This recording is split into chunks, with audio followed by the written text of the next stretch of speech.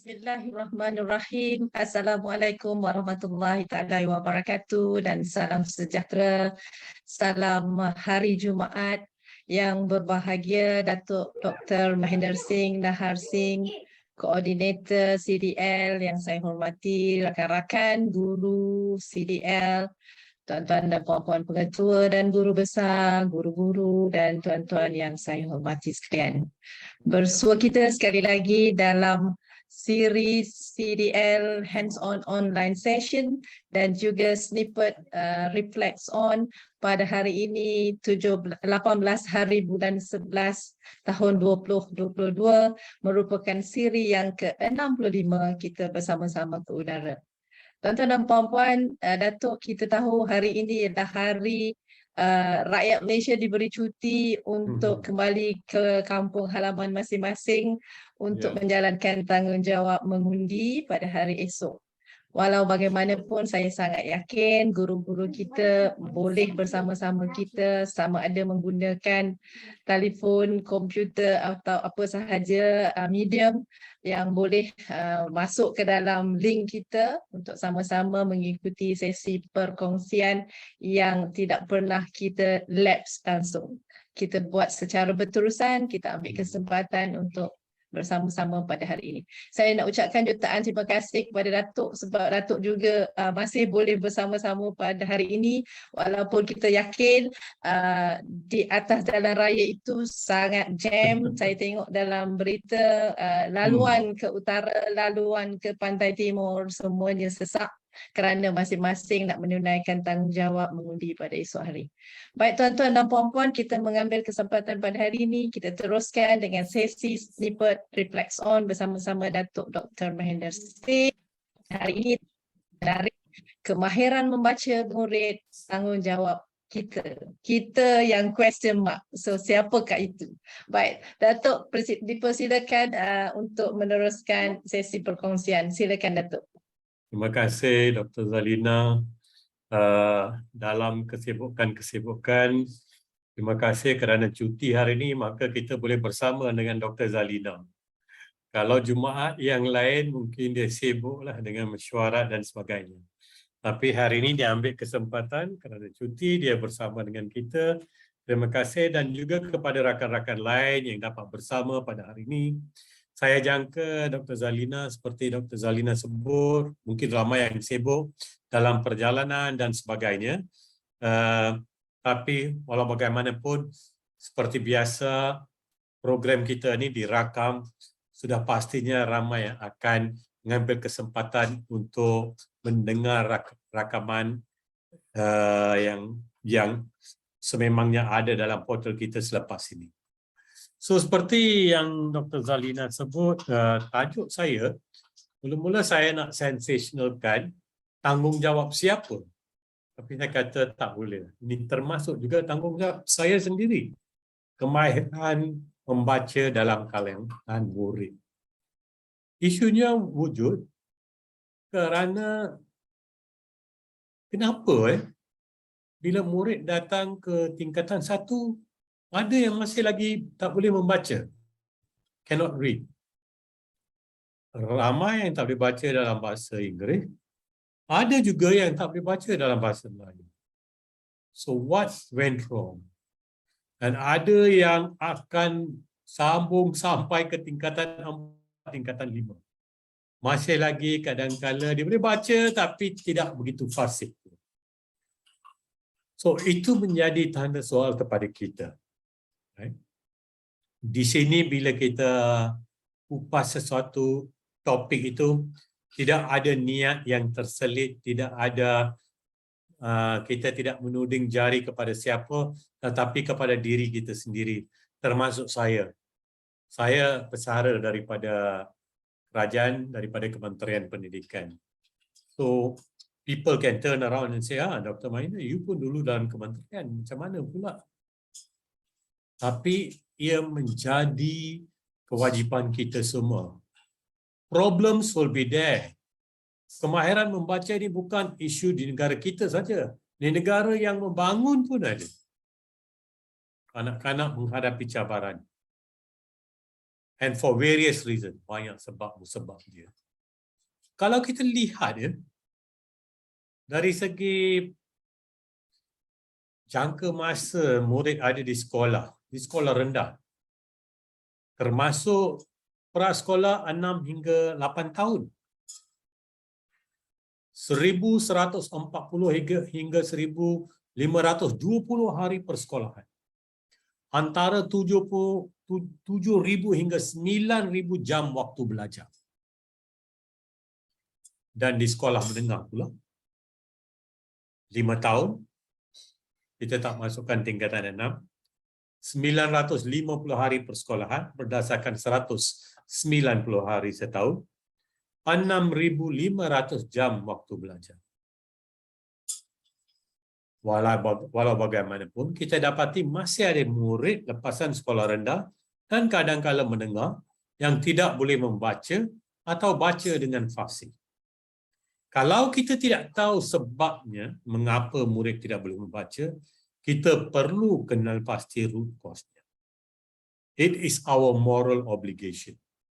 Dan root cause itu tidak semestinya dibuat oleh pihak sistem leaders, PPD, JPN atau kementerian. Di peringkat sekolah sendiri, perlu ada usaha untuk kita buat kajian retrospektif, looking back. Kalau perkara itu disedari masa murid naik ke tingkatan 1, maka kita duduklah bersama dengan sekolah rendah. Kalau 3 sekolah feeder pada sekolah kita, maka kita bincang bersama sekolah rendah, ketiga-tiga sekolah rendah itu, dan kita cuba kenal pasti apa sebenarnya cabaran. Dan cabarannya sememangnya tanpa kajian yang sistematik, kajian yang berlunaskan prosedur penyelidikan yang tidak ada kecacatan dari segi prosedur atau tata cara kita menjalankan kajian, maka dapatan-dapatan kajian itu yang akan membuat kita buat cadangan dan juga rumusan-rumusan yang lebih mantap, more informed decisions. Mengapa? Cabaran yang ada di Tawau mungkin berbeza daripada yang ada di Arau. Berbeza pula tentang murid yang ada di bandar seperti Kuala Lumpur. Mungkin root cause dia berbeza. Cabarannya berbeza. But we need to know. Dan kalau kita kenal pasti sebab musabab berlaku fenomena ini, setelah kita mendapat kebebasan kita, independence kita sejak tahun 57. Sepatutnya sistem pendidikan kita dah pun menerokai, mengupas segala isu dan cabaran yang kita hadapi. Kalau kita lihat yang besar, apa yang berlaku saya ambil 3 institusi. Institusi pertama yang keluarga. Apakah sokongan yang ada di rumah? Sokongan daripada ibu bapa, sokongan persekitaran. Itu institusi pertama. Yang kedua, apakah corak pembelajaran di peringkat prasekolah? Saya masih ingat, kalau di setengah negara, kadang-kala mereka yang memegang PhD dalam pengajian dan pendidikan awal kanak-kanak berada di prasekolah to make sure the foundation is strong. Ataupun institusi yang berikutnya, pembelajaran di sekolah rendah. Ataupun pembelajaran di sekolah menengah. Ini secara besar, secara makro. Adakah ia kerana kemahiran kognitif? Apakah cabaran? Tentang technicality dalam nak kita menguasai sesuatu bahasa? Jawapannya mungkin ada di luar sana. Yang kita harus menerokai, mungkin di peringkat sekolah. Bagi saya jangka terukailah isu ini di peringkat sekolah. Kerana kita tidak mau one size fits all. Oh, JPN sudah buat kajian, maka inilah keputusan dan sebagainya. Kerana situasi di setiap sekolah atau kawasan itu ada perbezaannya. Latar belakang murid dan sebagainya. Next slide, please. So, mengapa? Di antara saya fikirkan sendiri dan daripada bacaan saya, adakah pendekatan PDP kita yang perlu dilihat? I don't know. Latar belakang murid, is it sosioekonomi keluarga? Ada kajian menunjukkan tidak ada kaitan di antara sosioekonomi dan penguasaan kemahiran membaca. Is it persekitaran di mana murid datang daripada persekitaran di mana bahasa kurang digunakan? Atau keadaan fizikal di rumah? Tidak pun merangsangkan ilmu atau keadaan yang sesuai untuk kanak-kanak belajar. Is it sokongan dan minat ibu bapa dan murid? Atau ini adalah satu masalah organik? Learning difficulties, disleksia dan sebagainya. Saya melawat sebuah sekolah dekat Malim Nawa, Perak, 10-15 tahun dahulu. Dan dalam lawatan itu saya bincang dengan guru besar, dan dalam bincang tu saya kata ada ke murid yang tak tahu baca? Oh, dia kata ada seorang tahun 6. Dia kata budak tu memang tak boleh lah, tak boleh baca. So I said, so pihak sekolah macam mana tuan? Apa yang usaha yang oh, ibu bapa mereka pun tak berminat, tak nak ambil tindakan apa-apa. I said, ya. So apa lagi beyond that yang boleh sekolah buat? Kata, bolehkah sehari itu buatlah relief untuk cikgu ni, dia buat appointment dengan ibu bapa, dengan anaknya, bawa pergi ke hospital di Kampar, Perak, untuk dibuat pemeriksaan oleh pakar kanak-kanak. Okey, dia kata nanti kita akan usahakan. Kemudiannya saya telah dipindahkan ke kementerian dan rakan saya mengambil alih, dan bila saya jumpa rakan saya pada suatu hari, dia kata, Dr. Mahinda, you ingat tak perkara ini you bangunkan dengan sekolah rendah itu? Mereka ambil dan sememangnya budak itu sedang dapat follow up dengan pakar kanak-kanak. So, kita tak tahu apa cabaran ibu bapa, mengapa. Kadang-kadang stigmanya, tak mau stigma apa-apa, kenapa kanak-kanak ada learning difficulties dan sebagainya. Tapi kita kena meyakinkan mereka pada alaf zaman sekarang ini, ada banyak cara perubatan dan terapi yang boleh digunakan. So, itu satu contoh daripada pengalaman saya. Adakah ia kerana isu rangka kurikulum? Adakah kerana guru mengejar silibus? Tak kira yang nak boleh ikut, tak boleh ikut kerana nak mengejar, nak habiskan. Adakah kerana latihan guru? Ada kekurangan untuk menyediakan guru? Atau keterampilan guru dalam nak mengajar sesuatu bahasa tu? Atau penggunaan bahasa oleh murid dan juga cikgu? Atau harapan sistem pendidikan kita? Kita mengejar tahap penguasaan. Kadang-kadang kita hilang hala tuju kita. Semalam saya ada satu perbincangan dengan Datuk Ketua Pengarah Pelajaran, dan dia sendiri pun sebut tentang bagaimana kita nak kanak-kanak menjiwai pendidikan dari segi karakter, dari segi tingkah laku, sasya yang terpuji, amalan-amalan yang memang diutarakan oleh negara-negara seperti Jepun, Korea Selatan, Finland dan sebagainya. So, kita kena buat refleksi sendiri. Right? Saya nak sebut, kita di sini bila kita sebut semua perkara ini tidak menuding jari kepada siapa, tapi untuk refleksi kita sendiri.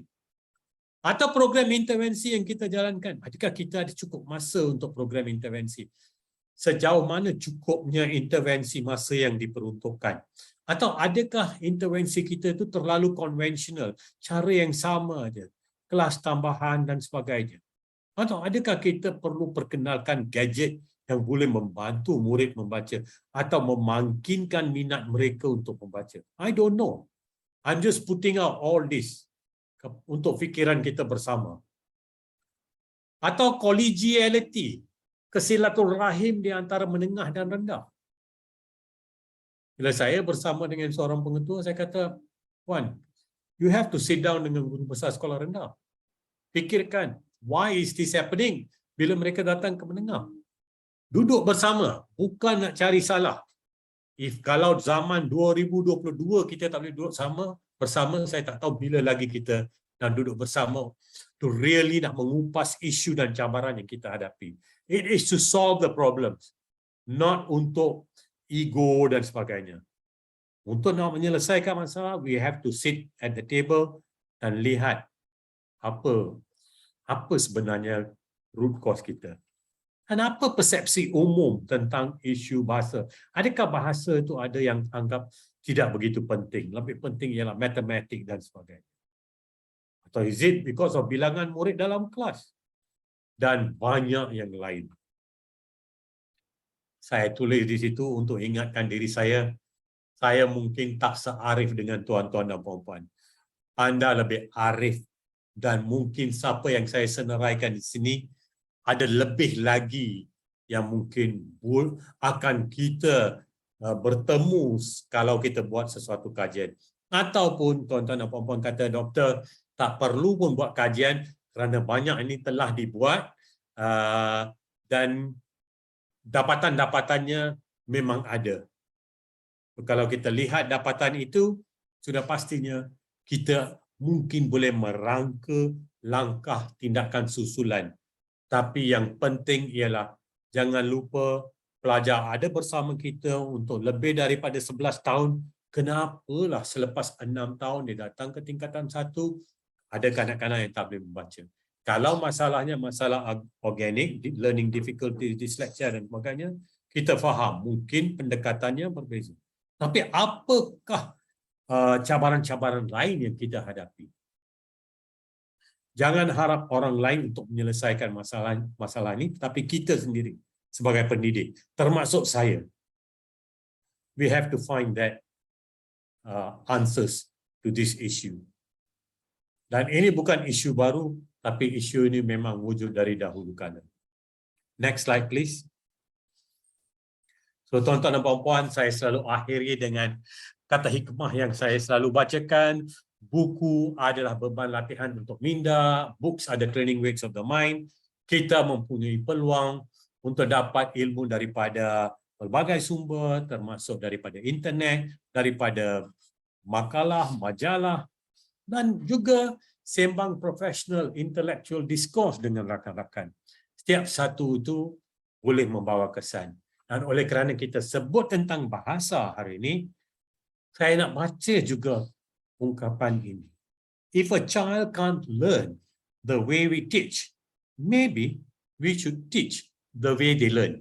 Satu cabaran yang besar, saya tahu, kerana bukan mudah untuk kita nak memenuhi kehendak cara belajar setiap kanak-kanak.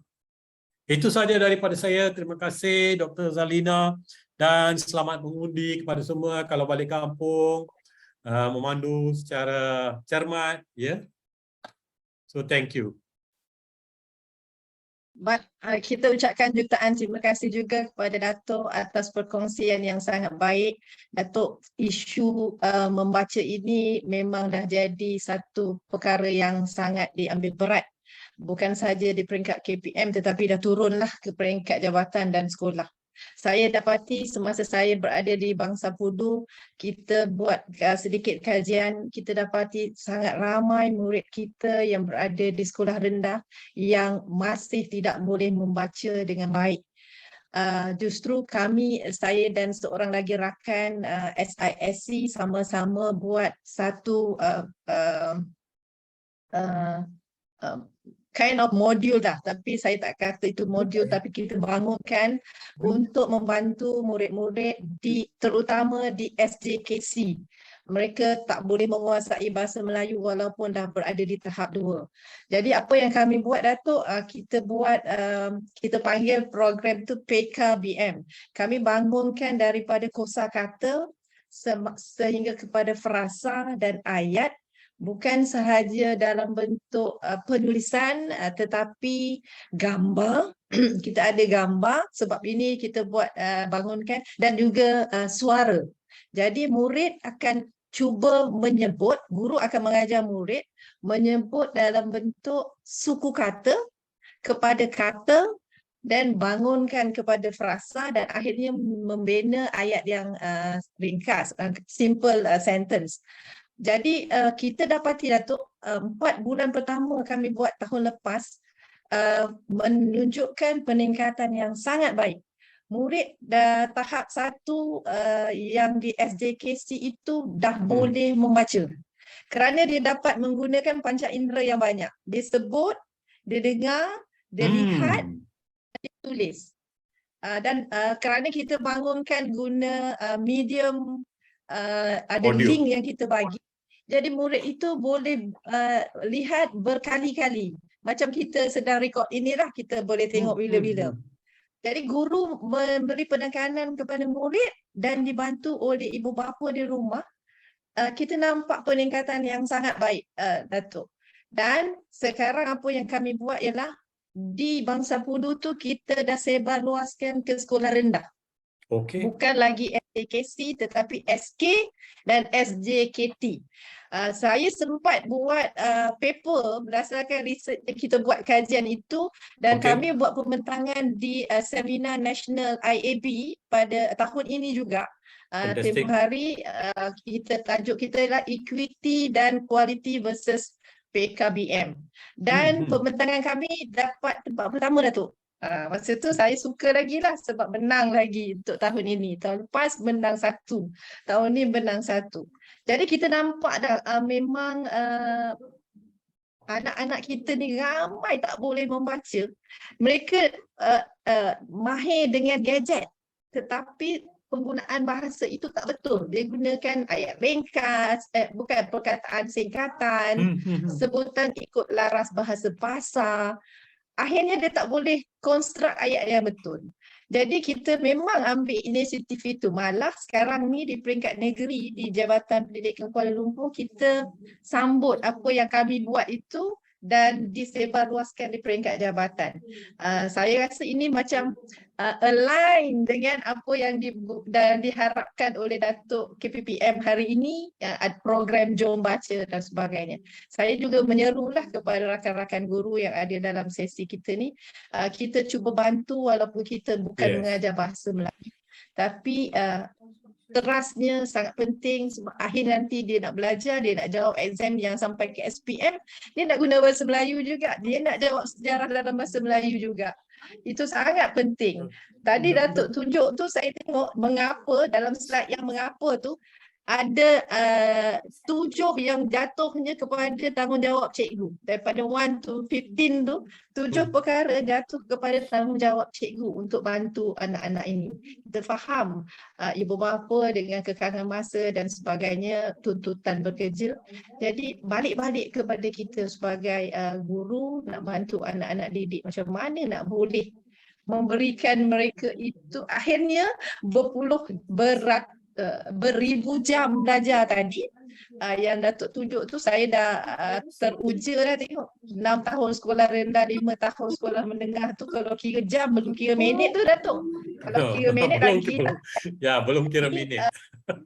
Kita tak naklah dia keluar dari sekolah dengan tak boleh membaca. Macam kita gagalnya di pihak guru kalau anak kita tak boleh baca kan. Jadi saya juga menyeru supaya kita teruskan. Kalau Datuk kata PhD holder pun mengajar sekolah tadika, contohnya di Finland tu, kita pun sebenarnya kalau mungkin tak PhD di tadika, tapi cikgu-cikgu kita di tadika pun sebenarnya sekarang dah ada bertauliah. Mereka ada sijil dan sebagainya. Yes. Minta supaya Yeah. murid kita kenal lah huruf dan bolehlah membaca.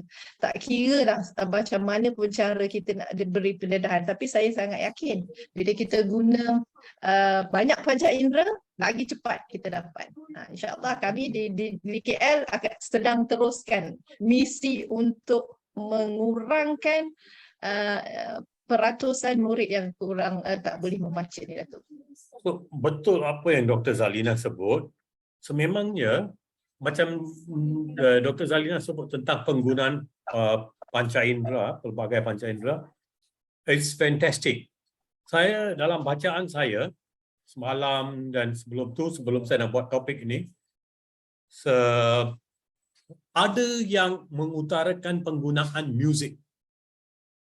Dan dia kata kalau gunakan alat muzik, itu pun boleh membantu untuk meningkatkan kemahiran membaca. And dia kata kerana cara baca nota, penggunaan like piano, kedua-dua tangan, kiri kanan, semuanya ada kesan. So, sebab itu kita kena kenal pasti apakah ubatnya bagi lokaliti kita. Macam Dr. Zalina kata, di situ you all gunakan pendekatan audio dan sebagainya. So, ada yang mengutarakan penggunaan audio. But there's so many people have succeeded dengan pendekatan yang berbeza. So, artinya kita kena dengan minda terbuka. Kalau satu cara itu tidak berjaya, kita cuba cari apakah pendekatan yang boleh berjaya. Kerana bahasa membawa ilmu. Kalau murid tak ada bahasa, maka dunia mereka terlalu sempit. Dia hanya daripada penglihatan saja dia dapat ilmu. Tapi dari bacaan. Kita terharu kadang-kadang kita pergi ke luar negara, dia tu pemandu bas saja ya. Tapi kalau kita masuk sembang dengan dia punya ilmu tu luas dan dalam pelbagai, dia tahu banyak benda. Surprisingly. Dan ada yang berbentuk ilmiah pun. So, bahasa itu penting sebagai bahasa untuk meneroka ilmu, maupun bahasa Melayu ataupun bahasa Inggeris. So it's so important. Now kita perlu cakap kepada diri sendiri, kita ambillah 10 tahun yang akan datang sampai 2032 lah. To make sure 0 atau maybe 5% saja atau 2% atau 1% yang tak boleh membaca. Saya rasa sistem pendidikan nanti kita boleh katalah, kita rasakah lah dalam sistem pendidikan kita, we are not there to produce all engineers and doctors. Kita nak melahirkan masyarakat berdasarkan falsafah pendidikan kebangsaan. Physical, mental, emosi, social, rohani. Good citizens. Ada yang boleh jadi engineer, fine. Tapi ada yang akan buat perkara-perkara yang lain. So, terima kasih Dr. Zalina atas rumusan. Terima kasih Datuk atas perkongsian. Memang betul. Dan kepada rakan-rakan yang juga ada beri komen dalam chat, marilah kita sama-sama, jangan lupa apa nasihat saya, kita tidak di sini untuk menuding jari, tapi kita di sini untuk buat refleksi sendiri dan selalu tanya kepada diri sendiri macam mana kita, individu tu boleh bantu sistem. Betul, saya sangat-sangat setuju. Terima kasih sekali lagi Datuk, dan untuk rakan-rakan yang ada dan juga rakan yang belum masuk. Pada 2 hari bulan 12 saya dan rakan saya Puan Ong untuk SISC itu akan berkongsi tentang Jom Baca itu dalam siri CDL kita, insyaAllah. So kita akan jumpa tajuk tentang membaca ini pada 2 hari bulan 12 nanti. Baik, terima kasih sekali lagi Datuk atas perkongsian hari ini. Menarik, simple tapi menarik dan memberi kesan kepada kita sebagai pendidik di negara ini. Dan ingat, jangan menuding jari. Kita buat ini sebagai refleksi diri. Terima kasih sekali lagi. Okey, baik, tuan-tuan dan puan-puan, kita akan teruskan sesi kita pada hari ini dengan sesi hands-on online session. saya rasa dah beberapa minggu saya tidak bersama-sama dengan tuan-tuan dan puan-puan, jadi hari ini rasa rindu, sebab tu ada kelapangan dan ada masa hari ini saya mulakan tadi bersama-sama dengan Datuk Dr. Mahinder. Okey, kita akan teruskan sesi kita seperti biasa. Puan moderator kita, Cikgu Azhar dah bersedia di belakang tabirnya itu, Suruhanjaya. You, Cikgu Azhar. Terima kasih Dr. Zalina dan terima kasih juga kepada Datuk Dr. Mahinder Singh atas perkongsian yang bagus sangat tadi kan. Saya kat sekolah menengah pun adalah, tapi tak ramai, dalam seorang dua murid yang tidak boleh membaca. Selalunya murid India ataupun murid Cina. Tapi sekolah saya tak ada sekolah budak India, so budak Cina, so murid India lah ada 2 orang. Yang lain alhamdulillah lah semua boleh membaca kan. Okey, saya teruskan dengan perkongsian kita pada hari ini. Saya mohon izin. Jadi Cikgu Mas akan saya siarkan slide atau Cikgu Mas yang siarkan? Saya siarkan slide kot. Okey. Sekejap Jadi hari ini adalah perkongsian kita, cikgu-cikgu. Terima kasih sebelum tu saya ucapkan kepada guru-guru yang dah pun berada di ruangan Zoom ini, seramai 51 orang di talian saya tengokkan. Terima kasih cikgu kerana meluangkan masa bersama-sama dengan kita dalam perkongsian CDL kita yang ke-65. Hari ini sebenarnya saya mengambil semangat. Esok kita nak mengundi kan. Saya ambil lah latar belakang kat belakang tu, Suruhanjaya Pilihan Raya yang ke-15 ada tu. Tara, nampak kan kat belakang saya. Saya besar sangat sampai tak nampak 15 tu. Jadi kita yang ke-55 dengan tajuknya hari ini bersama dengan cikgu yang ke-65. 65. Ya, yang ke-65. Bersama dengan Cikgu Masura binti Bujar dengan tajuknya adalah Minda Sihat Kerjaya Hebat.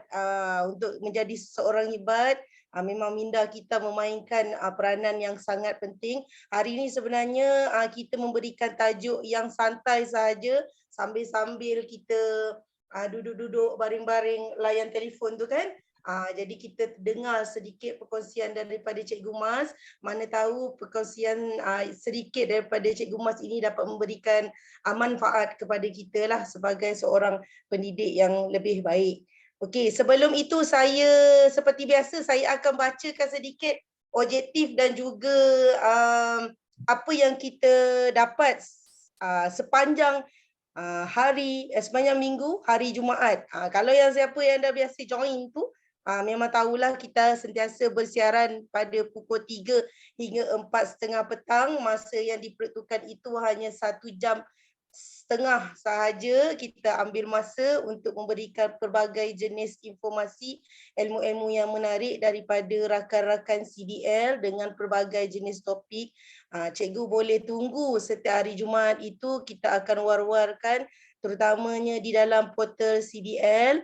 Jadi kalau kadang-kadang kalau cikgu nak join sesuatu tajuk tu, cikgu boleh daftarlah sebagai ahli ataupun pelanggan CDL.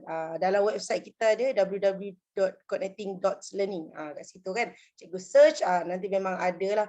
Dan perkongsian kita setiap hari Jumaat tu memang akan ada hands on. Hands on maksudnya apa cikgu? Bukan saja facilitator akan berikan perkongsian dia, kita akan buat sama-sama. Kalau dari segi apps, dia akan ajar cikgu sampai boleh guna apps tu sebaiknya. Kalau dari segi tajuk, depends on tajuk cikgu. Kalau tajuk tu, dan kita akan sama-sama buat.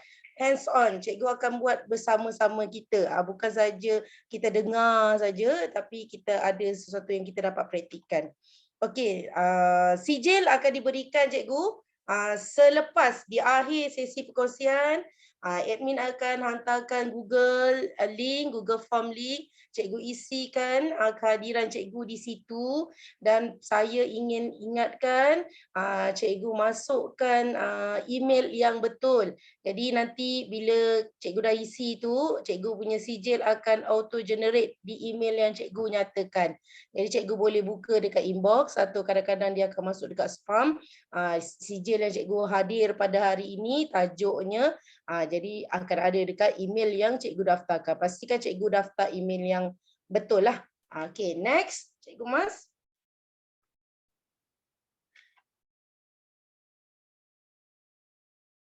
Okey, itu dah keluar dah gambar Cikgu Mas berbaju batik berwarna coklat. Kan? Jadi Cikgu Mas kat situ warna cerah.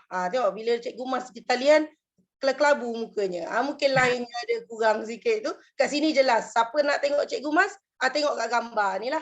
Kita akan bersama dengan Cikgu Mas dengan tajuknya Minda Sihat Kerjaya Hebat. Okey, next Cikgu Mas. Apa lagi? Okey, jadi saya akan terangkan serba sedikit. Sebelum kita nak berkenalan dengan Cikgu Mas, saya akan bacakan sedikitlah. Lepas ni Cikgu akan kenal lagi bagaimana Cikgu Mas ni kan. Saya bacakan sedikit apa yang Cikgu Mas tulis kat sini. Apa saja Cikgu Mas ini bersekolah di Melaka. Sekolahnya namanya SBPI Selanda. SBPI, Sekolah Berasrama Penuh Integrasi Selandar Melaka. Dan beliau telah pun mengajar, pengalamannya adalah selama 12 tahun perkhidmatan dalam bidang matematik. Cikgu matematik. Pendidikan beliau adalah di UIAM, Universiti Islam Antarabangsa Malaysia dalam Ijazah Sarjana Muda Kejuruteraan Pembuatan. Oh, pembuatan ya Mas? Ya. Pembuatan. Okey, lepas tu Cikgu Mas menyambungkan bidang ikhtisasnya di UTHM bersama-sama dengan saya, Diploma Pendidikan Lepasan Ijazah dalam kos lukisan kejuruteraan. Dan beberapa pencapaian Cikgu Mas Anugerah Guru Cemerlang Co-Curriculum Negeri Melaka pada tahun 2018 dan juga Anugerah Perkhidmatan Cemerlang pada tahun 2015. Beberapa sumbangan Cikgu Masnya, Cikgu Mas hebat orangnya, banyak sumbangannya. Ni ada juga yang dia tak nyatakan ya. Pembina item kebat matematik, semuanya berkaitan dengan matematik. Saya tengok guru matematik kan. Pembina item kebat matematik Negeri Melaka tahun 2022. Panel terjemahan matematik DLP tingkatan 5. DLP apa tu Cikgu Mas? DLP 2022. Panel pembina modul KSSM Elias KM2. Mata pelajaran KSSM.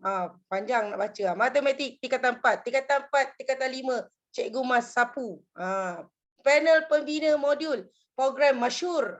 Kalau dekat Melaka ni daerah Jasin ada program masyhur. Macam-macam subjek ada program masyhur lah. Dan Cikgu Mas terlibat untuk matematik. Penceramah Sahabat Guru Malaysia pada tahun 2021 dan juga penyedia bahan video pembelajaran matematik e-Belajau JPM tahun 2022.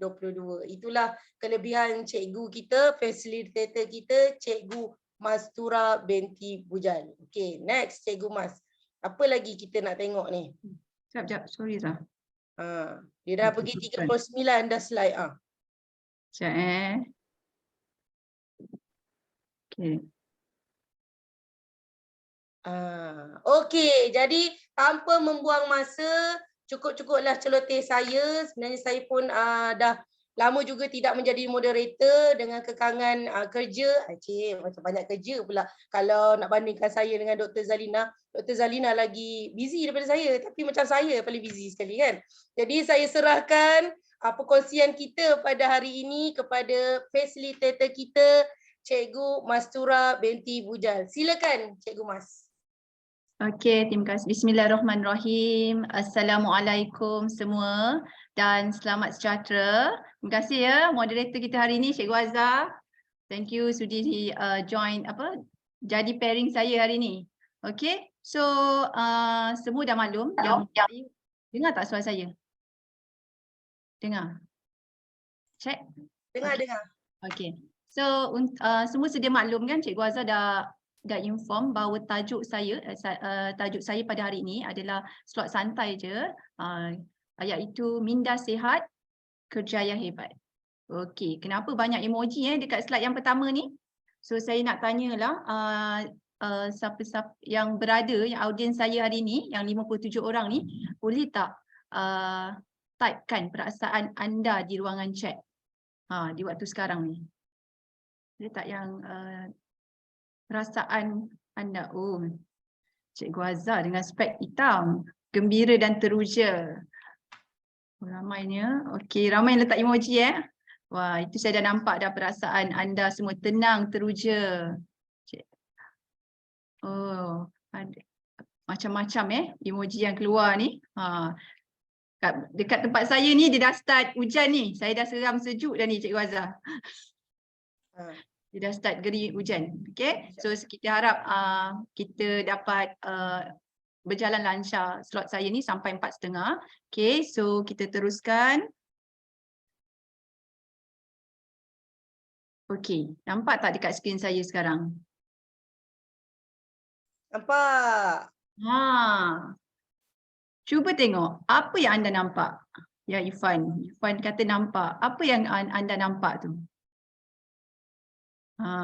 Boleh respon dekat chat dulu Muka wanita. Wajah wanita. Wajah wanita je ke yang nampak?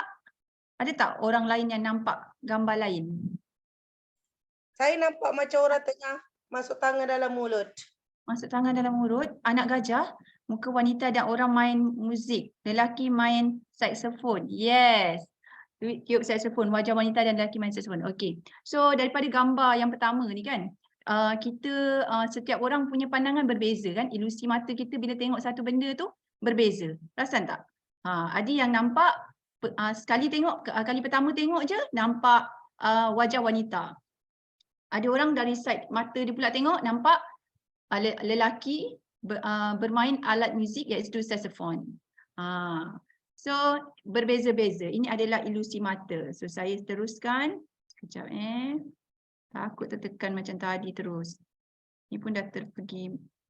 Okey. Bagaimana pula dengan gambar yang kedua ni pula? Apa Cikgu Mas? Tak baik. Ilusi mata? Ada yang nampak tak respon gambar ni? Tak baik. Cikgu Azhar nampak apa? Muka sedih, wajah pekerja pakai helmet. Someone just... Apa ni? Muka sedih. Okey, nampak Topi muka askar. Topi askar ke tu? Lelaki, apa lelaki tu? Dia membongkok ya. Okey, dari lelaki sedih dan macam orang menongging. Okey, so dari sini, dari gambar ni, sebenarnya ada dua gambar tau, gambar. Mungkin seorang akan nampak seorang lelaki yang sedang membongkok dan lagi satu side kita akan nampak wajah prajurit, tentera. Boleh nampak tak? Boleh. Boleh kan? Okey, kita tengok next. Sekejap. Saya ni boleh. Okey. Gambar ni saya rasa familiar. Cikgu Azhar pernah jumpa tak? Nampak gajah. Pernah tengok tak? Saya rasa first time saya tengok gambar ni, gambar gajah ni, masa saya sekolah rendah. Dan gambar ni masa tu bila gambar ni dipamerkan, kami diminta untuk mengira kaki gajah. Boleh kira tak kaki gajah kat situ? Ini adalah salah satu ilusi, gambar ilusi ilusi klasik, zaman klasik. So kalau kita kira, sebenarnya kita tak payah kira pun gajah tu kan. Kita memang tahulah gajah kaki 4 kan. Tapi dalam gambar ni dia macam nampak macam ilusi dan nampak macam mengelirukan. Nampak kaki dia tu macam bersambung ke tak bersambung kan? Okey, kita pergi next. Okey, cuba tengok gambar ni. Basikal. Yes, basikal. Dan bila tengok tayar tu kan, nampak berpusing ke nampak dia statik? Nabila kata nampak gerak-gerak, pusing. Okey, pernah tak dengar orang cakap bila kita tengok gambar bentuk macam ni, kalau kita nampak dia statik, maksudnya kita dalam kita tak ada tekanan masa tu. Pernah tak dengar? Kalau kita tengok gambar tu dia berpusing perlahan, kita dalam keadaan tekanan yang perlahan, yang sederhana. Dan kalau kita nampak gambar tu berpusing-pusing, sebenarnya kita berada dalam tengah dalam tekanan yang sangat tinggi. Tapi sebenarnya itu adalah ilusi ilusi mata anda semua. So bila kita tengok gambar secara keseluruhan, memang kita nampak benda tu nampak macam dia bergerak. Tapi sebenarnya kalau katakan kita pandang pada satu je, contoh satu kotak biru tu je, kita akan dapat rasa benda tu, oh statik rupanya. Okay, so kita pergi next gambar. Okay, ini gambar diam juga. Ini pun gambar statik, gambar diam, bukan video atau animasi. Bila tengok pada keseluruhan, kita nampak macam seakan-akan gambar tu bergerak. Tapi kalau kita fokus pada satu saja bentuk, and then kita tengok kan, kita akan nampak benda tu tak bergerak. Gambar tu memang gambar yang statik, bukan gambar yang kita nampak dia tengah berpusing-pusing, bukan. Okay, so kita start.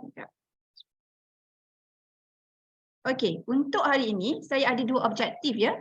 Yang pertama, mengetahui tahap stres, kebimbangan dan juga kemurungan DAS. Dan yang kedua objektifnya ialah dapat mempelajari teknik relaksasi yang berkesan. So hari ini kita akan sama-samalah tengok belajar ilmu ni. Dan ini adalah ilmu yang saya dapat ni pun daripada sahabat saya sendiri, Cikgu Huda, kaunselor sekolah. Okay? Dan kat sini saya nak berkongsi dengan anda semua. Sebab saya rasa sebenarnya kita tahu tapi kita tak apply. Rugilah tak apply kan? Pergi next. So ini ada DAS. Saya akan terangkan apa itu DAS.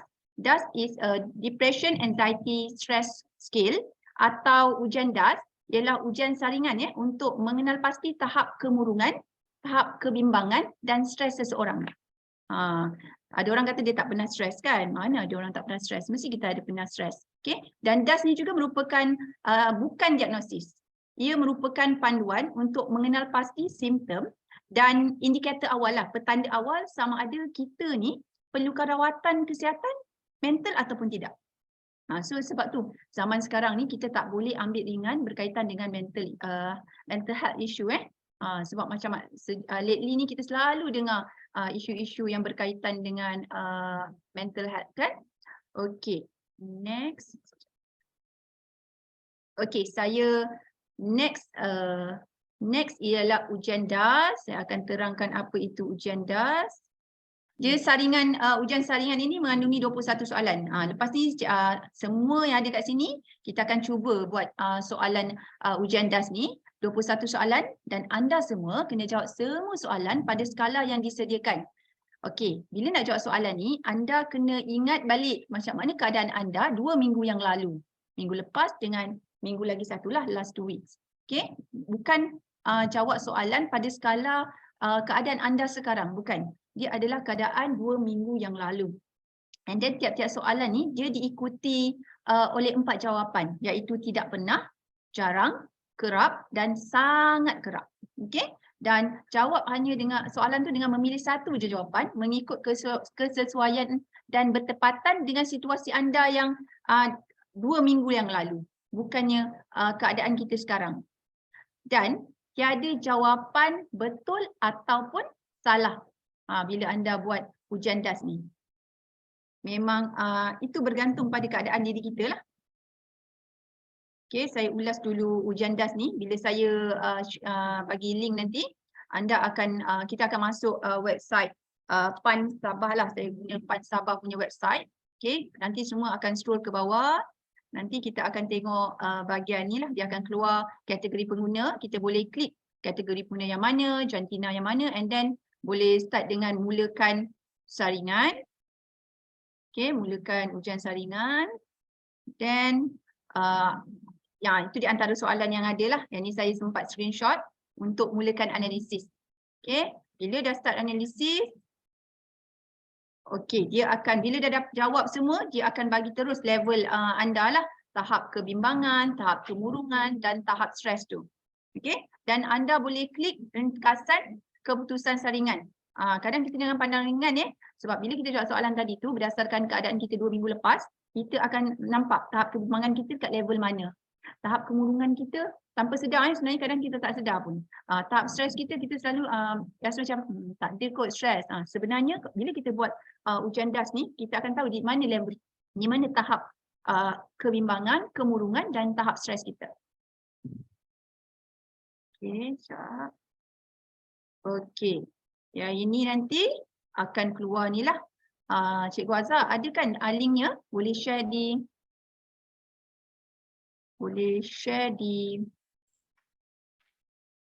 Di chat di chat. Dia punya link yang japan.sabah betul? Ya.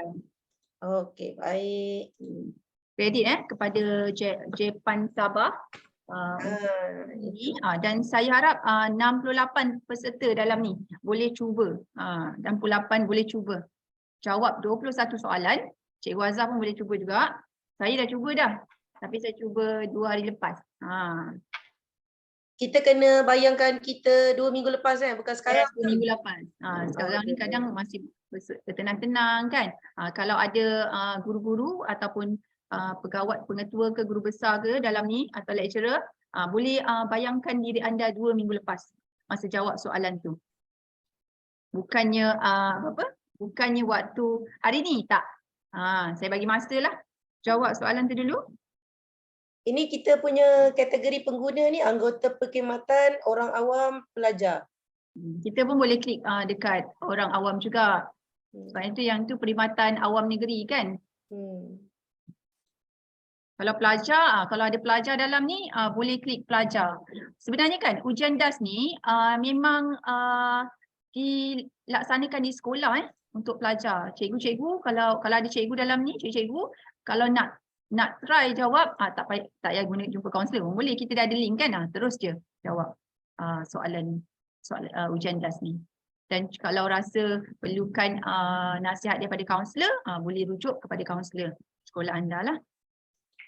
So yang lain, yang baki yang 69 ni pun sama-sama jawab lah sebab kita nak tahu tahap kemurungan, kebimbangan dan apa satu lagi tu. Yang ini bukan diagnosis Tadi saya dah mention ujian DAS ni bukan diagnosis. So tak adalah bila anda buat ujian ni dapat result anda ada masalah kesihatan mental. Tak. Bukan macam tu Dia ada tahap-tahap dia lah. Ya.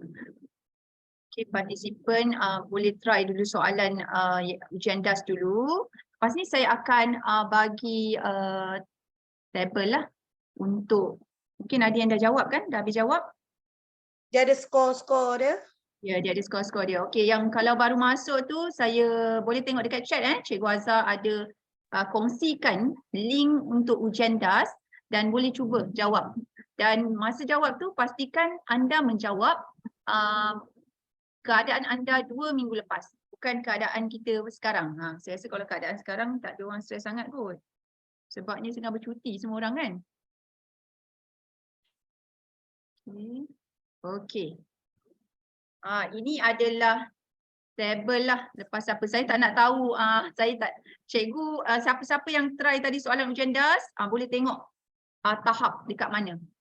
Okey, sekiranya skor DAS melampaui tahap teruk dan sangat teruk, sila berhubung dengan pegawai kesihatan atau kaunselor anda untuk diagnosis, pakar dan bantuan awal. Okey, yang ini kalau kita tengok yang eloknya berada dalam tahap normal lah. Ringan okey lagi lah. Skor kemurungan kalau kalau skor kemurungan kalau dalam keadaan normal, ringan, saya rasa masih dalam tahap yang boleh dikawal lah. Kalau yang teruk dengan sangat teruk tu, kita mana nak tengok soalan DAS. Baru masuk cikgu. Cikgu Azhar dah share dah tu. Cikgu Nur Hafizah. So yang ini kita sendiri-sendiri lah check dekat mana level skor kemurungan, skor kebimbangan dan skor stres. Tak payah nak kongsi dengan orang lain. Sebab kita je tahu kan, dan kita juga yang akan cuba kawal dan juga atasi stres kita tu. Ya, 20 ke 21 soalan lah? Macam 20 tu. 21 kan? Okey. Doktor dapat tahap tu 2 dan 3. Doktor dapat Tahap 2 dan 3. tahap. Yang mana 2? Ringan. Sini ikut normal kan? Tahap 2 dan 3. Alah, Doktor Zalina balik lambat sekarang. Screenshot lah result tu. Boleh simpan. Nanti 2 minggu lagi try buat lagi. Alhamdulillah. Kita boleh try lagi kan. Alhamdulillah normal dan ringan. Laili, Cikgu Laili. Kan? Nanti 2 minggu lagi try buat lagi. So benda ni kita boleh dapatkan link ujian. Saya rasa kalau Google je ujian DAS memang ada je. Banyak dekat website kan, dekat Google. So cikgu boleh buat. Mungkin boleh kongsi dengan anak murid ataupun dengan ahli keluarga kan. Try buat. Sebab kita kena tahu tahap kemurungan, kebimbangan dan stres kita sendiri. Okay, next. Tadi kan. Okay, saya nak tanya, apa yang anda buat untuk dapatkan aura atau emosi positif? Jom kongsi. Sekejap, Cikgu Azhar boleh tolong. Saya nak share. Jom kongsi. Macam saya, kalau saya nak dapatkan aura emosi yang positif, saya berkawan dengan orang-orang yang positif lah. Dikelilingi oleh orang-orang positif, and then kita akan okay. Mungkin ada yang boleh berkongsi. Sekejap, saya stop share je. Mendengar lagu K-pop untuk relax, dekatkan diri dengan Allah dan orang-orang yang positif. So kita tengok respon lain juga. Macam saya suka buat benda-benda. Selain saya berkawan dengan rakan-rakan yang positif, saya juga yelah, kita banyak benda, tengok benda-benda yang positif dan kawan dengan kawan-kawan yang positif. Yoga dan Mas, mungkin ya. Cikgu Mas tak share ke dia punya dapatan? Sekejap. Okey, Ram. Membaca dan menonton wayang. Yes, ada orang exercise dan dengar lagu atau video motivasi, meditation, outing with family. Memasak atau kemas rumah, mop lantai atau melancong. Yes, memang ada orang. Window shopping.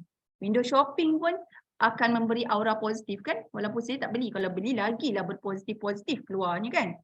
Macam saya juga ada follow beberapa influencer yang memberi aura-aura positif, yang memberi inspirasi kepada saya. Contohnya ada seorang influencer ni saya follow, dia bangun awal pagi dalam 4:30 kan, 4:30 pagi, and then dia ber-me time waktu tu. Dan waktu itulah dia buat menyelesaikan kerja-kerja rumah dia yang tak sempat dia nak buat. Itu cara dia ber-me time dah. Dan bagi saya, perkongsian dia tu memberi inspirasi kat saya dan membuat saya yang orang yang jarang, yang susah nak bangun pagi tu, cuba untuk bangun pagi walaupun bukan 4:30, saya boleh bangun pagi dan boleh buat me time saya. Dan satu lagi saya punya yang boleh memberi aura-aura positif kan, kita boleh dekatkan dengan hobi kita. Berapa banyak hobi sebenarnya kan benda yang kita suka kan. So kita mendekatkan diri kita dengan hobi-hobi kita yang memang kalau kita buat hobi tu kita akan rasa positifnya. Ada orang memang outing dengan family. Kalau jumpa mak ayah pun bagi saya memang aura positif sangatlah. Jumpa kawan-kawan yang positif memang memberi aura yang positif. Okay, sekejap saya stop sharing ni. Okay, minda sihat, kerjaya hebat. Kita pergi ke slide yang seterusnya ialah jom relaksasi. Okay, jom relaksasi, kita buat sama-sama lah. Dia macam seram sejuk je dengar ni. Okay, sebelum tu saya terangkan apa itu relaksasi. Relaksasi adalah keadaan di mana kita merasa dan dapat mengelola stres ataupun kecemasan. Okay, ini maksud daripada data yang saya dapat daripada Health Direct. What the meaning of relaksasi itself, okay? And then hari ni saya nak share dua pasal relaksasi. Satu berkaitan dengan senaman regangan di tempat kerja atau pejabat, atau mungkin kalau ada pelajar kat sini di tempat di sekolah lah, senaman regangan di tempat kerja, okay? Yang kedua ialah teknik urutan 5 jari. Urutan 5 jari nanti kita buat sama-sama. Santai-santai kan? Okey, yang pertama. Jom kita buat sama-sama. Ramai tak pasang video kan? Pasang video ke? Jom kita buat sama-sama. Renggangkan tangan ke depan 10 ke 20 saat. Sebenarnya benda ni kita dah biasa buat, betul tak? Tapi kita tak jadikan dia sebagai rutin. Bila kita tak jadikan dia sebagai rutin, dia lebih kurang je lah kerjanya. Benda tu tak efek lah. Sebenarnya bila kalau kita jadikan dia sebagai rutin kan, 10 ke 20 saat. Kira, cikgu maths kira lah kan. And then yang ni kita buat selama 2 kali. 2 round lah kiranya. Dah dapat 10. Lepas tu kita buat lagi sekali. Buat lagi sekali. Okay. Yang ini adalah yang pertama. Sebenarnya dia ada senaman regangan ni, dia, ada 12. Tapi saya kongsikan 5 saja. Dekat kali ni saya kongsikan 5 saja. Yang kedua. Regangan ke atas. 10 ke 15 saat. Yang ni sebenarnya kita dah biasa buat tapi kita tak nak amalkan. So lepas ni kita dah ada kan? Dah tahu. Bolehlah apply. 10 ke 15 saat tu kejap sangat. Jadi saya pakai baju PJ ni sebenarnya. Semangat kan? 10 ke 15 saat. Okay. Kena buat betul-betul lah. Baru betul-betul rasa regangan dia tu. Okey, yang ketiga. 8 ke 10 saat setiap sesi.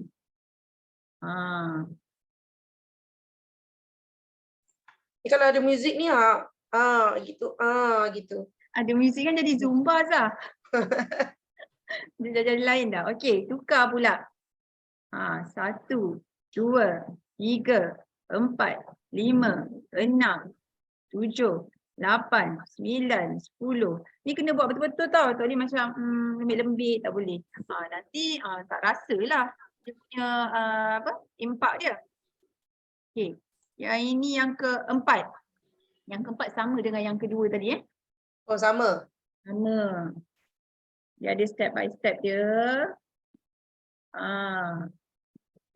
Dah lama tak buat benda ni Selalu buat main reda je kan. Ni kita dah ada flow. So bila dah ada flow, dah boleh start dah. Tengok sakit tangan lah rasa. Tak sakit tangan Zah? Sakit? Sakit kan? Sebab kita buat bersungguh lah. Memang kena bersungguh pun. Kalau tidak tak memberi impak lah. Okay, yang terakhir. Jom kita buat sama. Angkat bahu. 1, 2, 3, Angkat bahu. 5. Okay, kita buat 3 kali 1, 2, 3, 4, 5. Macam rasa macam Zumba instructor ni. 1, 2, 3, 4, 5. Rasa macam bersenam dekat padang dah pula. Okay, yang itu adalah yang pertama lah, relaksasi yang pertama iaitu senaman regangan.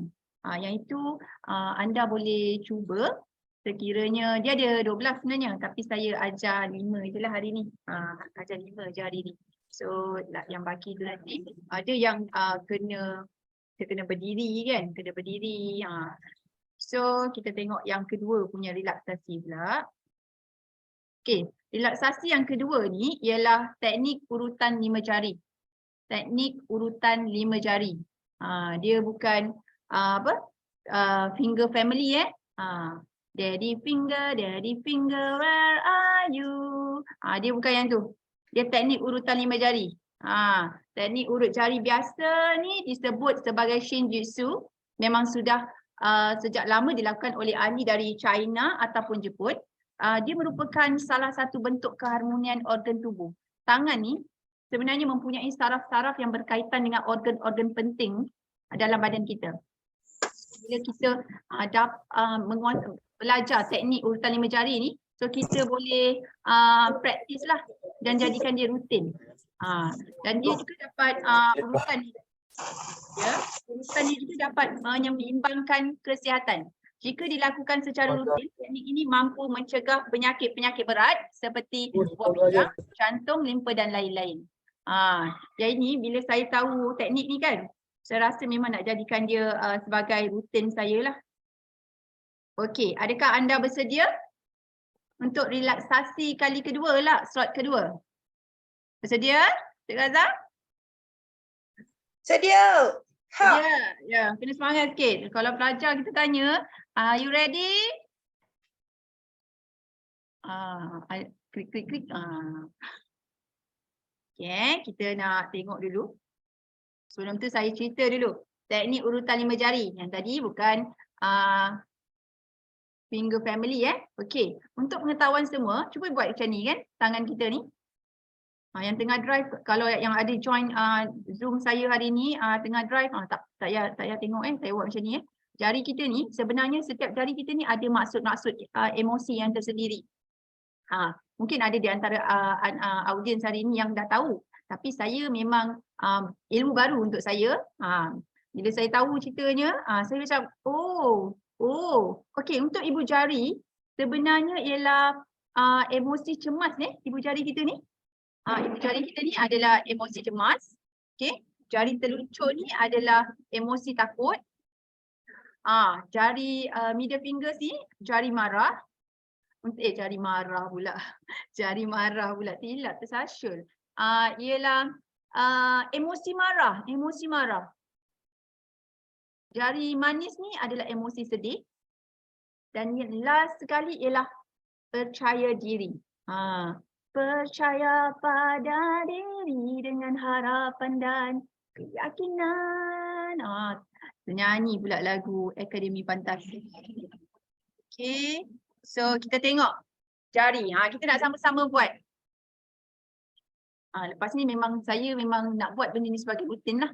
Okay, sekiranya kita ada rasa cemas. Kadang kita ni kadang-kadang kita cuba deny yang kita ni tengah cemas. Contoh saya ni sebagai pembentang hari ni kan, mana mungkin tak cemas. Dari pagi tadi ada kupu-kupu dalam perut. Okay, so kita tengok jari, ibu jari, genggam ibu jari dan ramas perlahan. So sekiranya anda berada dalam keadaan cemas, anda boleh urut ibu jari secara perlahan-lahan. Okay. Untuk ibu jari ni sebenarnya dia adalah dia reflect dekat organ perut dan limpa. Okay. Dan dia akan mengurangkan rasa gugup, rasa cemas, rasa kemurungan dan juga rasa kebimbangan tu. Selama ni kita bimbang je, kita dah tak tentu arah kan. Lepas ni kalau rasa cemas tu kita dah boleh start. Dah boleh start lah urut perlahan jangan ganas-ganas. Perlahan urutnya. Okey, dan gejala fizikal yang selalu kita akan dapat bila kita cemas ni, kita akan sakit perut dan juga sakit kepala. Okay, next. Okey, yang ini adalah jari telunjuk. Jari telunjuk. Jari telunjuk emosi takut. So bila kita rasa takut, kita genggam, bacalah Bismillahirrahmanirrahim, nak selawat pun boleh. Genggam jari telunjuk dan ramas perlahan-lahan, urut perlahan-lahan. Okay, jari telunjuk ni dia relate dengan organ buah pinggang dan pundi kencing. Okay, dan dia mengawal emosi kecewa, takut dan kebimbangan. Okay, boleh cuba urut kejap urut jari telunjuk sekejap. Okay, tekaklah pula. Sekejap kita urut. Sementara cikgu masnya macam ni cikgu. Jangan macam gini pula cikgu, macam naik motor. Jangan. Pelan-pelan. Pelan-pelan. Yang ni pun kita boleh sharing dengan pelajar lah. Kalau rasa takut, urut jari telunjuk pelan-pelan. Okay, ni untuk elak emosi takut, kecewa, bimbang. Okay, dan gejala fizikal bila kita takut dia selalunya kita akan ini di antara gejala fizikal yang dia mention lah kat sini. Sakit gigi, krem otot, sakit pinggang dan masalah pencernaan. Okay. Okay. kita dah sampai ke jari tengah. Okey, masa mula-mula kan saya tahu jari tengah ni emosi dia marah. Saya sampai terfikir, patutlah orang marah suka bagi jari tengah. Faham tak? Orang marah kadang yang tak boleh kawal emosi kan. Dia akan bagi jari tengah. So saya, oh jari tengah ni rupanya emosi marah. So no wonder lah kan. Tapi kita elak daripada daripada memberi jari tengah tu. So kita boleh genggam jari tengah dan urut secara perlahan. Okay, boleh try. Saya tiba-tiba batuk pula ni. Sedap. Gejala fizikal dia, aliran darah kita tersumbat ni, maksudnya bila kita sentiasa buat rutin ni, kita akan rasa aliran darah kita akan elaklah aliran darah daripada sumbat, tekanan head semua, mata penat dan migraine. Dan dia juga boleh menurunkan tekanan darah dan menenangkan. Okay. Yang ni ingat cari untuk jari tengah. Jari tengah kalau marah je, pegang jari tengah. Sebab kita ni kadang-kadang tak boleh lari daripada emosi-emosi yang negatif ni kan. Bukan sentiasa je kita ada emosi positif. Sometimes memang datang emosi tu. So next. Okay. Kita dah sampai ke jari manis. Selalu jari manis ni orang sarung cincin. Betul tak, Cikgu Azhar? Betul. Ya, selalunya jari manis. Dulu kalau masa bujang lagi nampak orang tu punya jari manis, tak ada cincin, maksudnya orang tu belum berpunya. Kan? Sekarang ni tak, belum berpunya pun sekarang semua orang dah pakai cincin dah. Kadang-kadang semua jari tu dia penuhkan dengan cincin kan. Okay, untuk jari manis ni, emosi dia ialah emosi sedih. So kalau kita rasa kita berada dalam keadaan sedih, so kita pegang jari manis, genggam, and then kita urut secara perlahan-lahan. Perlahan-lahan perlahan-lahan. And then dia relate dengan organ paru-paru dan usus besar. So sekiranya anda melakukan senaman urut jari secara rutin, maksudnya kita akan pelihara lah organ paru-paru dan usus besar kita. Dan emosinya ialah emosi sedih, emosi bila kita berfikiran negatif, dan satu lagi bila kita takut dengan penolakan, rejection, maksudnya kita takut. Kan ada orang kan dia tak ada keberanian bila dia tak boleh terima, bagi saya dia tak boleh terima lah rejection kan, dia takut.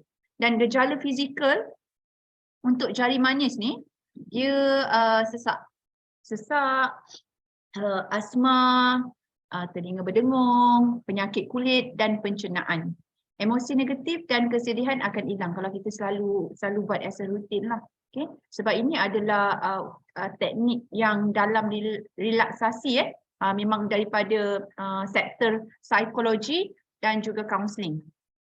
Bukannya saya reka-reka bukan saya reka jari manis sedih, jari tengah jari tengah marah. Bukan saya reka-reka, bukan saya saja-saja. Ini memang daripada sektor psikologi dan kaunseling. Okey, kita pergi ke jari yang terakhir. Boleh ya, Cikgu Azhar? Teruskan, Cikgu Mas. Suara okey Saya risau suara saya hilang. Masih merdu. Okey, jari yang terakhir. Jari ni walaupun dia paling kecil, jari kelingking ni, dia adalah percaya diri. Yakin. Dekat sini semua kat sini. Percaya diri, yakin. Sebab tu orang pernah kita dengar kecil-kecil cili padi kan. Dia ialah jari kelingking yang memang emosi dia ialah percaya diri, untuk yakin, keyakinan diri. Okay, so sekiranya rasa macam kita nak kita hilang rasa keyakinan, nak yakin, kita just genggam jari kelingking and then kita urut secara perlahan. Janganlah urut 2-3 saat je. Tak efek. Ada typo kat situ. Ya Allah, dah meh. Okey, organ yang dia akan pelihara ialah organ jantung dan usus kecil. Okey, jantung dan usus kecil. Saya ni kalau boleh semua orang saya nak kongsikan pasal urutan jari ni sebab benda tu senang sangat. Betul tak Cikgu Azhar? Senang sangat, ya Allah. Duduk kejap, duduk dekat apa, kalau kita duduk mana-mana lah, pergi servis kereta, tunggu kereta pun boleh buat. Dia macam no excuse tau, no excuse. Okay, emosi, tidak percaya diri dan kegelisahan. Kalau kita rasa tak percaya diri, kita boleh urut jari kelingking. Gejala fizikalnya adalah penyakit jantung, sakit tekak, perut kembung dan masalah tulang. Okay. Mas, Cikgu Mas tengah sakit tekak kena urut. Yelah, kena urut. Lama sikit kat sini. Okay, lepas tu ini ialah jari yang untuk awak mempositifkan diri lah. Mempositifkan diri. Kita ni kadang-kadang bukan setiap masa, setiap saat 24/7 kita berada dalam keadaan yang positif. Okay, kadang-kadang kita ada kerja lebih sikit je, dah rasa macam mana Zah? Kerja lebih sikit je, macam acah busy kalau Dr. Zalina, kan? Betul tak? Kita memang nak dekat lagi 3 minggu kan persekolahan, memang banyak sangat benda yang kena kejar, banyak due date. Betul tak Cikgu Azhar? Betul. Betul kan? Memang betul. Cikgu-cikgu lain Biasalah tu kan, masa-masa kita bukan semuanya kita ni positif, kadang-kadang kita rasa down. So kita boleh buat macam ni. betul kan?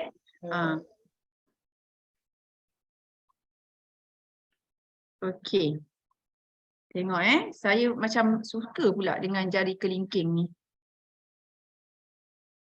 Sebab saya rasa saya perlu urut banyak lama kot jari kelingking ni.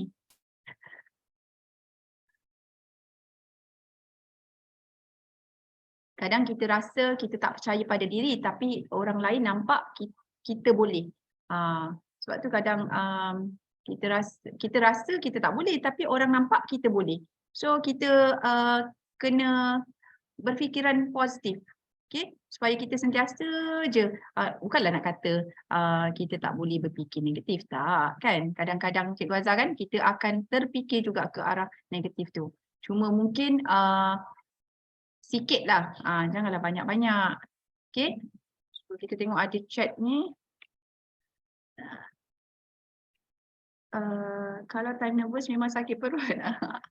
Betul. Sakit perut tiba-tiba, time nervous memanglah. Nervous memang. Saya rasa kupu-kupu dah macam berkumpul dah, macam beranak pinak dalam perut tu. Betul tak?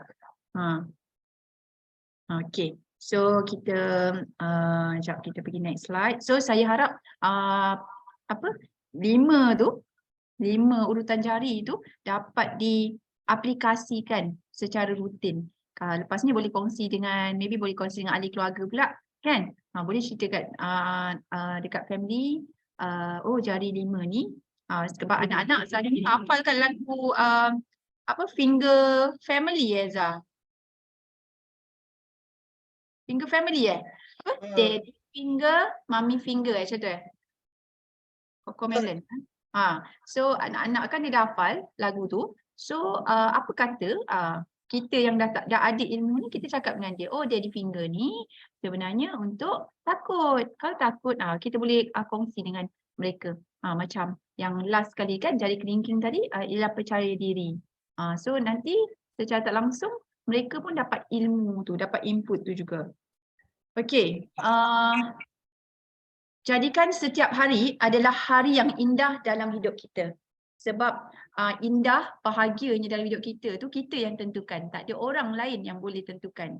Setiap kebahagiaan setiap orang bagi saya adalah berbeza. Mungkin bagi orang tu bila dia dapat pergi travel. Bagi orang ni mungkin dia dapat jumpa mak ayah dia. Kan? Mungkin bahagia Cikgu Azhar, apa bahagia Cikgu Azhar pula? Makan lu. Saya dapat makan, saya bahagia. Kan? Betul tak? Okey. Quote ni dari Mark Twain. Mungkin ada orang yang familiar dengan Mark Twain. Dia adalah penulis Amerika. Okay, dan dia agak popular. Saya rasa kalau cerita pasal, kalau beritahu pasal dia punya buku ni, rasanya kita zaman kanak-kanak dulu memang familiar dengan dia punya buku ni. Yeay, tengok Cikgu Mas, ada orang sama dengan saya. Ada? Makan. Siapa? Bahagia kita. Sama lagi dia kata, ya. Makan tu pun bahagia kan? Ya, dapat tak makan kat tempat viral. Sekarang ni macam-macam kan makanan viral. And then ini adalah Mark Twain. Tadi tu relate dengan kata-kata tadi kan, bahagia. Hari-hari kita ialah hari-hari yang bahagia, hari-hari indah. Mark Twain ni adalah penulis buku Amerika, penulis Amerika untuk buku Tom Sawyer, Tom Sawyer and Huckleberry Finn. Azhar pernah baca tak buku cerita ni zaman kita kecil-kecil? Tapi rasanya dia zaman kecil-kecil baca version Melayu kot. Tak, kita yelah benda ni, tapi rupa dia macam ada seseorang lah. Alamak. Seseorang? Ya. Apa tu sah?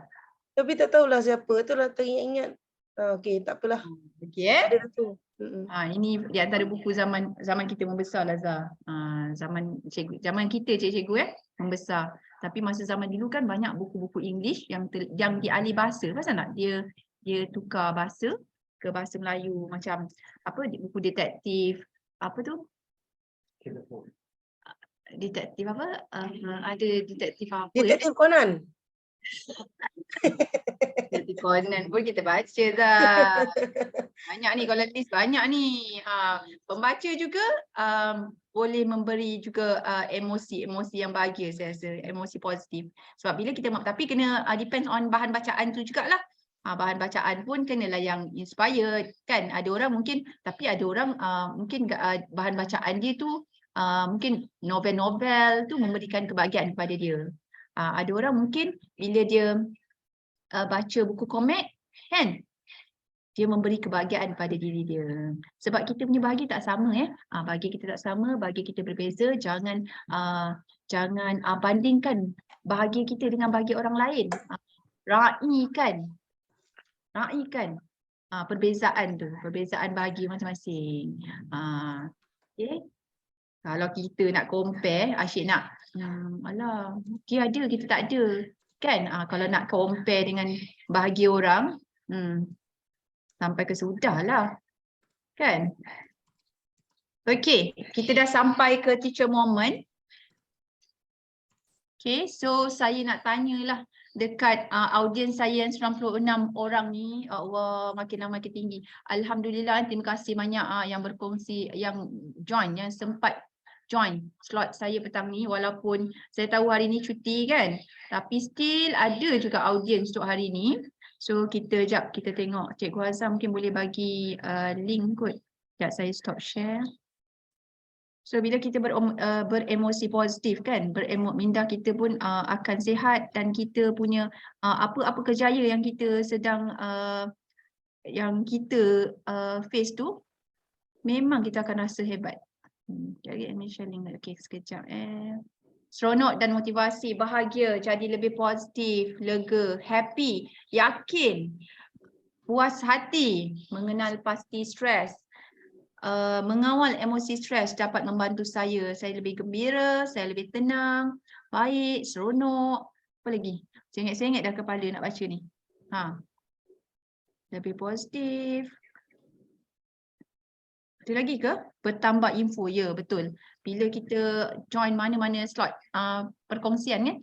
Contohnya Connecting Dots Learning. Okay. Connecting Dots Learning ni setiap Jumaat pukul 3. So kalau ada yang memang free waktu tu, boleh join je. Kan Zah kan?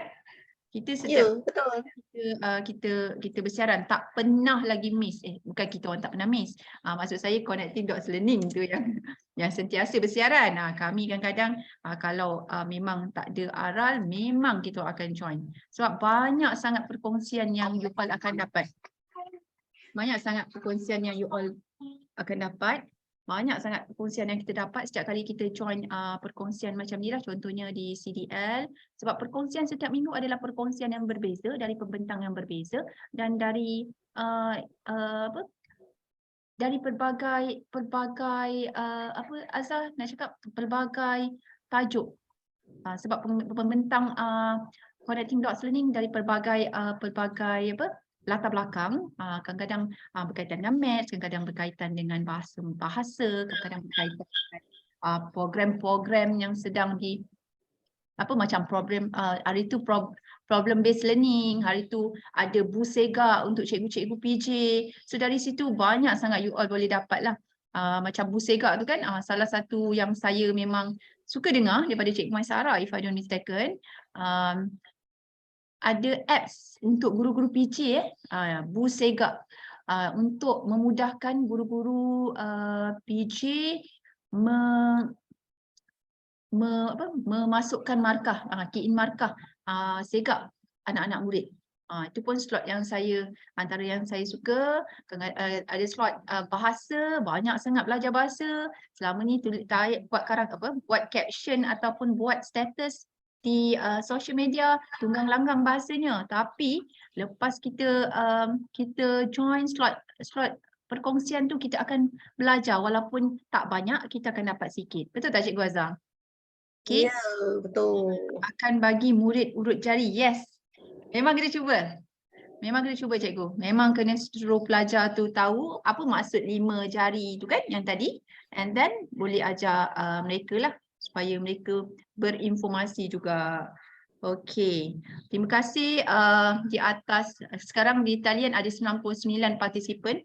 Terima kasih di atas kesudian. Saya tahu hari ini hari cuti. Hari ini hari bersantai, mungkin ada di antara audiens saya hari ini dalam kereta on the way balik kampung, esok nak mengundi kan. Dan slot ni saya rasa secara automatik jelah, esok kita nak mengundi, kita kenalah minta sihat kan. Kita nak mengundi ni, betul tak Azhar? Kita nak mengundi, kita kena minda sihat, barulah kita boleh undi yang benar-benaran. Betul? Azhar mengundi kat mana Azhar? Saya, Jasin. Okay. So itu sajalah perkongsian untuk saya hari ini, dan saya harap perkongsian kecil saya hari ini dapat memberi manfaat kepada audiens hari ini. Mungkin audiens hari ini dari pelbagai banyak chat ni, kejap kita baca sikit. Terima kasih banyak.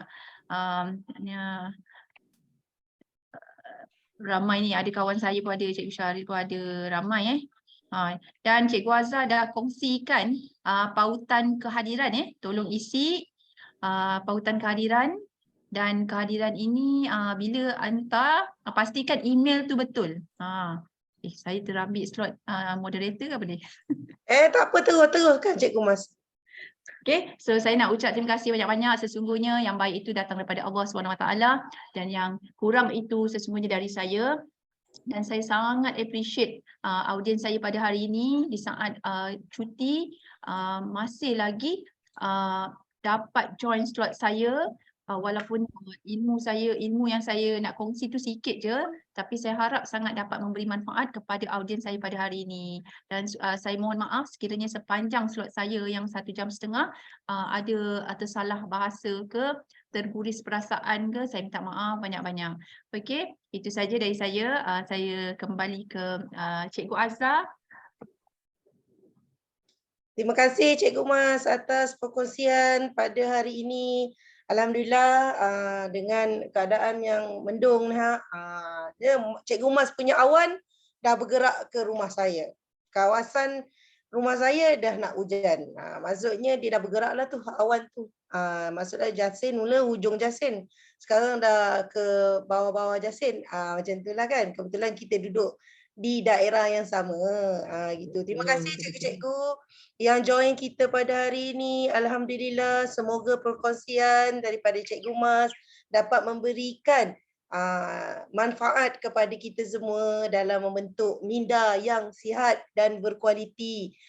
Dan jangan lupa cikgu-cikgu, ada yang saya baca tadi kat chat tu, first time join CDL. Hari ni for the first time dia join CDL, dan dia akan join lagi next with CDL. Okey, kita memang mengalu-alukan kehadiran cikgu pada setiap hari Jumaat jam 3 hingga 4:30 petang.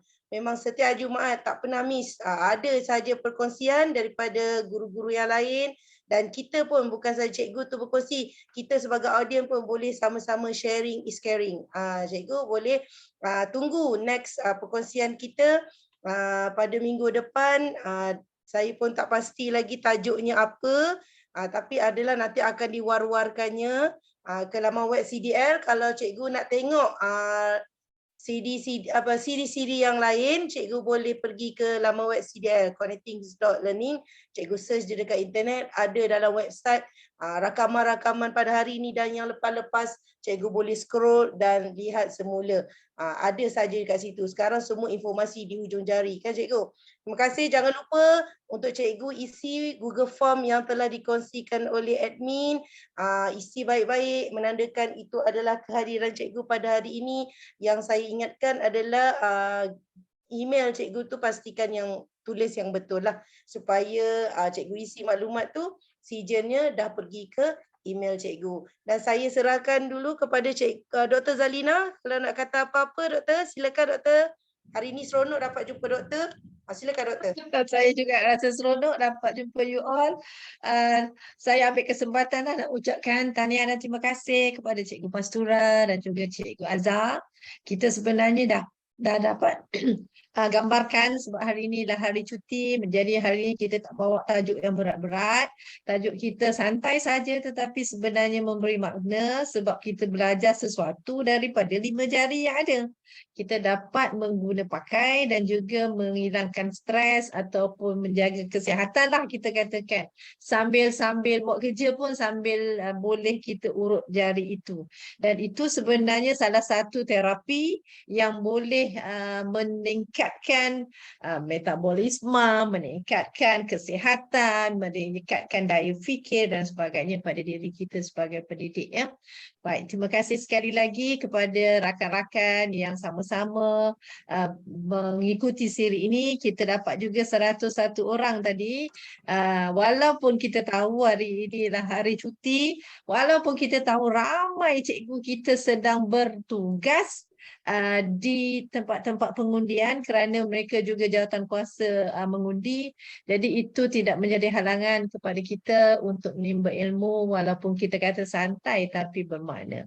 Seperti Cikgu Azhar kata, minggu depan kita akan bersama-sama dengan Sir Rajinder Singh. Tajuk dia saya tak dapat lagi tetapi minggu depan ialah bersama-sama dengan Sir Raj. Jadi kita akan ke udara minggu depan lagi seperti biasa pada waktu yang sama, hari yang sama, tarikh yang berbeza. InsyaAllah minggu depan ialah pada 25 hari bulan 11 kita akan ke udara dan saya sangat yakin kita semua akan boleh ada masa untuk slot in 1 jam setengah ini sambil kita bukan terlalu formal tetapi kita dapat ilmu yang disampaikan atau dikongsikan oleh rakan-rakan. Baik Cikgu Azhar, sebelum habis kita ambil gambar dulu. Ya betul. Lupa saya nak cakap tadi doktor, ambil gambar. Jom cikgu-cikgu kita turn on kamera, jom. Sekejap, lepas tu kita ambil gambar sama-sama. Hai Cikgu So, hai Cikgu Lai, hai Cikgu Lee Siu-hun. Hello. Selamat mengundi semua. Esok tangan kita semua dah biru-biru, inai biru semua. Urut jari terunjuk. Okey, saya ambil gambar ya. Senyum semua, tak tahu. Okey, 1, 2, 3. Okey, page 1, kejap ya. Page 2. Okey. Page 3. Okey, sudah. Okey, terima kasih kepada semua dah ambil gambar. Okey. Bolehlah dapatlah kita pun minggu depan jangan lupa dengan Sir Raj kita. Dengan tajuknya memang menarik. Selalunya Sir Raj ni santai juga. Siapa yang tak kenal dengan Sir Raj, semoga perkongsian beliau juga dapat memberi manfaat kepada kita semua. Okey, terima kasih saya ucapkan kepada semua. Terima kasih Cikgu Mas, terima kasih Dr. Zalina. Dan terima kasih semua yang hadir pada hari ini. Jumpa lagi minggu depan. Selamat mengundi semua. Bye, selamat mengundi. Terima kasih semua. Bye, selamat mengundi. Assalamualaikum. Assalamualaikum.